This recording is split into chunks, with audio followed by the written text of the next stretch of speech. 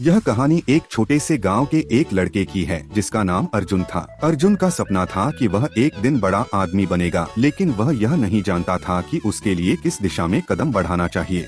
गांव में बहुत से लोग थे जो उसे समझाते थे कि उसे किस दिशा में काम करना चाहिए, लेकिन अर्जुन को हमेशा लगता था कि उसे कुछ और ही करना चाहिए।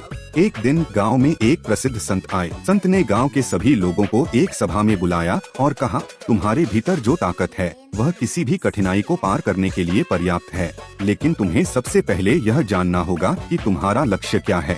अर्जुन ने संत से यह सवाल पूछा, गुरुजी, मुझे कैसे पता चलेगा कि मेरा लक्ष्य क्या है?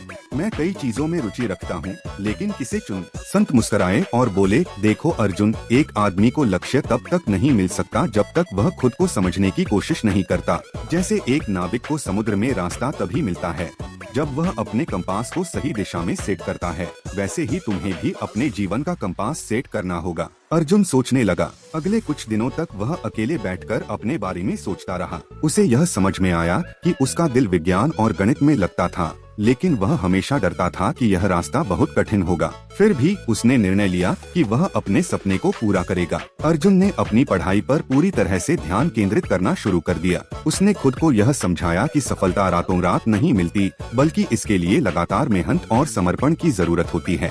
वह रोज कुछ घंटों तक पढ़ाई करता और जब भी उसे थकान महसूस होती तो वह खुद से कहता, यह केवल एक छोटा सा कदम है, अगला कदम और भी बड़ा होगा। समय बीतता गया। अर्जुन ने खुद को पूरी तरह से अपने लक्ष्य पर केंद्रित कर लिया। वह छोटी छोटी असफलताओं से निराश नहीं हुआ, बल्कि उन्होंने उन्हें अपनी सफलता की सीढ़ी मान लिया। उसका यह दृढ़ संकल्प और फोकस उसे अपने लक्ष्य के करीब लाता गया। कुछ सालों बाद अर्जुन ने एक बड़ा पुरस्कार जीता और उसका सपना साकार हुआ।